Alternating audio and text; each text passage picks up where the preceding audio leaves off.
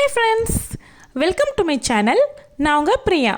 என் சேனலை சப்ஸ்கிரைப் பண்ணி தொடர்ந்து ஆதரவு கொடுத்துட்ருக்க உங்கள் எல்லாருக்குமே ரொம்ப நன்றி. இனிமேல் சப்ஸ்கிரைப் பண்ணி ஆதரவு கொடுக்க போகிறவங்களுக்கும் ரொம்ப ரொம்ப நன்றி. இன்றைக்கி நம்ம வீடியோவில் எல்லார் வாழ்க்கைக்குமே ரொம்பவுமே தேவையான விஷயங்களை பற்றி தான் ஷேர் பண்ண போகிறோம். நம்மளை பார்த்து ஒருத்தவங்க பொறாமைப்படுறாங்க அப்படிங்கிறத எப்படியெல்லாம் கண்டுபிடிக்கலாம் அப்படிங்கிறத பற்றி ஷேர் பண்ணலான் இருக்கேன். சில பேருக்கு தெரியவே தெரியாதுங்க. அவங்க நம்மளை பார்த்து பொறாமை தான் படுறாங்க அப்படிங்கிறது தெரியாமல் அவங்கக்கிட்டயே போயிட்டு பல சீக்ரெட்ஸ் பற்றியெல்லாம் பேசிட்டு வந்துடுவாங்க. முக்கியமாக ஃபஸ்ட்டு நீங்கள் ஏதாவது வருமானத்துக்காகவோ இல்லை வேறு ஏதாவது விதமாக நீங்கள் பணம் சம்பாதிக்கணும் அப்படின்னு நீங்கள் நினச்சி ஆரம்பிக்கக்கூடிய விஷயங்களில் பொறாமைப்படுறவங்க உங்களை பற்றி என்ன சொல்லுவாங்க அப்படின்னா, இது நடக்கவே நடக்காது, இதுக்காக போய் இவ்வளோ எஃபெக்ட் போடுறியே அப்படின்னு சொல்லி ஆரம்பித்து அவங்க நம்மளை மட்டம் தட்ட தான் பார்ப்பாங்க. நீ முயற்சி பண்ணுறதே வேஸ்ட்டு, உன்னால் இதில் பணம் சம்பாதிக்க முடியாது, உன்னால் இதை வச்சு முடிக்க முடியாது அப்படின்னு சொல்லி நம்மளை ஒவ்வொரு இடத்துலையுமே மட்டம் தட்டுவாங்க. ஆனால் நம்ம கூடவே தான் இருப்பாங்க. நம்மளும் என்ன பண்ணுவோம், ஓகே அவங்க சொல்கிறாங்களே அப்படி தான் இருக்குமோ என்னவோ, நம்ம கூடவே இருக்காங்க, நமக்கு நல்லது தானே சொல்லுவாங்க அப்படின்னு நினச்சிட்டு அவங்க சொல்கிறபடி நம்ம மாறிக்கிட்டு நம்மளுடைய வருமானத்தை விட்டு நம்ம ரொம்ப தூரமாகவே போயிடுவோம். அதுதான் அவங்களுக்கு வேணும். இன்னொரு கேட்டகரி இருப்பாங்க. அவங்க எப்படி அப்படின்னா, இப்போது நீங்கள் ஏதாவது ஒரு தொழில் ஆரம்பிக்கணும் அப்படின்னு நினைப்பீங்க, அதை பற்றி யார்கிட்டையாவது ஷேர் பண்ணணும் அப்படிங்கிறதுக்காக ஷேர் பண்ணுவீங்க. ஸோ நீ இதை ஆரம்பிக்க போடுறேன், இதை பண்ணலான்னு இருக்கேன் அப்படின்னு சொல்லி நீங்கள் சொல்வீங்க. ஆனால் உங்ககிட்ட அதுக்கான நிதி உதவி நீங்கள் திரட்டி அதை ஆரம்பிக்கிறதுக்குள்ளே அவங்க அதை ஆரம்பிச்சிருவாங்க. உங்களுக்கு முன்னாடி அவங்க வருமானம் பார்க்கணும் அப்படின்னு நினச்சி அவங்க அதே விஷயத்தை நீங்கள் சொன்ன ஐடியாவை யூஸ் பண்ணி அவங்க ஆரம்பித்து அவங்க வருமானம் பார்க்க ஆரம்பிச்சிருவாங்க. அடுத்த கேட்டகரி நீங்கள் ஏதாவது ஒரு பூஜை புலஸ்காரங்கள் செய்கிறீங்க, இல்லை நீங்கள் ஏதாவது ஒரு கோவில் குளங்களுக்கு போகிறீங்க அப்படின்னா நீங்கள் செய்கிற அந்த பூஜை புலஸ்காரங்களை உங்களுக்கு நிறைய ஆதாயம் கிடைக்குது, உங்களுக்கு நிறைய அருள் கிடைக்குது அப்படிங்கிறதுக்காக உங்களை மாதிரியே அவங்களும் செஞ்சிடணும் அப்படின்னு நினைப்பாங்க. ஆனால் இறைவனுக்கு தெரியும் இல்லையா, யார் உண்மையான மனசோடு செய்கிறாங்க, யார் பொய்யா செய்கிறாங்க அப்படிங்கிறது, அதையுமே பார்த்து தான் பலன் கிடைக்கும். இன்னொரு விஷயம், நீங்கள் எங்கேயாவது கோவிலுக்கு போகணும் அப்படிங்கிற மாதிரி என்னைக்கோ எப்பயோ அவங்கக்கிட்ட பேசியிருப்பீங்க. இந்த கோவிலுக்கு போகணும் நினைக்கிறேன், ஆனால் போகவே முடியல, அது எப்பயாவது டைம் கிடைக்கும் பார்க்கலாம் அப்படிங்கிற மாதிரி நீங்கள் சொல்லியிருப்பீங்க பார்த்தீங்களா. அந்த கோயிலை வாலண்டரியாக பிளான் பண்ணி அவங்க ஃபஸ்ட்டு போயிட்டு வந்துட்டு அதுக்கப்புறமா உங்ககிட்ட அதை வச்சு வெறுப்பேற்றுவாங்க. இது கண்டிப்பாக பண்ணுவாங்க.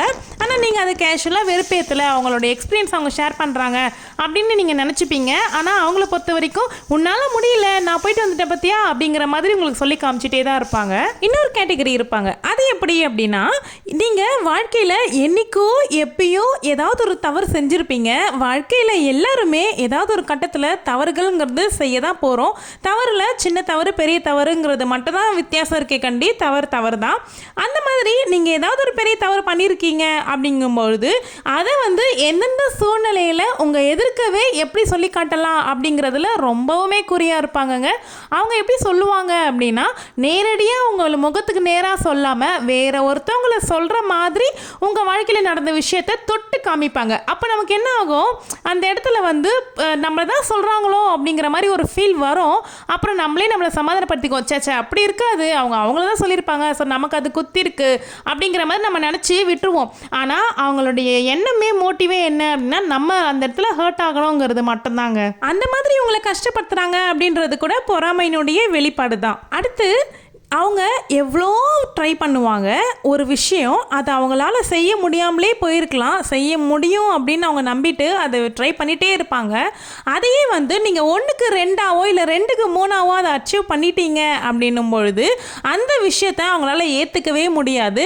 அதாவது நீங்கள் ஒரு நகை வாங்குறதா இருக்கட்டும், அவங்க வாங்கணும்னு நினைக்கிற நகையாக இருக்கட்டும், இல்லை அவங்க வாங்கணும்னு நினைக்கிற மாதிரியான பட்டுப்புடவைகளாக இருக்கட்டும், இல்லைனா அவங்க வாங்க முடியாமல் இருக்கிற ஒரு சொந்த வீடாக இருக்கட்டும், இந்த மாதிரி எதுவாக வேணா இருக்கலாம். அதனுடைய வெளிப்பாடு எப்படி இருக்கும் அப்படின்னா, நேரடியாக உங்ககிட்ட அவங்களால காட்ட முடியாது, பயந்துக்கிட்டு பின்னாடி இருக்கவங்க கிட்ட சொல்லுவாங்க, அவன் எப்படி வாங்கிட்டா, அவளால் எப்படி வாங்க முடிஞ்சிச்சு, என்ன பண்ணியிருப்பா, ஏது பண்ணியிருப்பா, இந்த மாதிரி அதுக்கு பின்னாடி நம்ம என்னெல்லாம் கஷ்டப்பட்டிருப்போம், எப்படியெல்லாம் நம்ம அதை பெரட்டி வாங்கிறதுக்கு முயற்சி பண்ணியிருப்போம். ஒரு நகையாகட்டும், அதை வாங்குறதுக்கு நம்ம எவ்வளோ சீட்டு கட்டியிருப்போம், இல்லை வீடாகட்டும் அதை வாங்குறதுக்கு நம்ம எவ்வளோ லோன் வாங்கியிருப்போம், இதெல்லாமே அவங்களுக்கு தெரியாது. பார்த்துக்கோங்க, அது எதுவுமே தெரியாமல் யாருக்கிட்ட நம்மளை பற்றி எப்படி சொன்னால் அவங்க காதுக்கு விழும் அப்படிங்கிறத தெரிஞ்சுக்கிட்டு அந்த பர்சனை சூஸ் பண்ணி தான் அவங்க நம்மளை பற்றி பேசுவாங்க.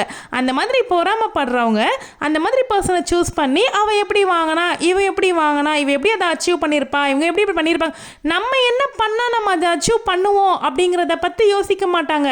அடுத்தவங்க வாங்கிட்டாங்களே, ஐயோ அதை பண்ணிட்டாங்களே, இதை பண்ணிட்டாங்களே, நம்மளால் முடியலையே அப்படிங்கிற ஆதங்கப்படுறவங்க அப்படியே தாங்க இருக்கணும் கடைசி வரைக்கும். அதை பொறாமப்படுறவங்க யார்கிட்ட நம்மளை பற்றி சொன்னால் நம்ம காதுக்கு நேரடியாக வந்து விழும் அப்படிங்கிறது இதுதான் முக்கியமான விஷயம். அந்த மாதிரி ஆட்களாக பார்த்து தான் சொல்லுவாங்க.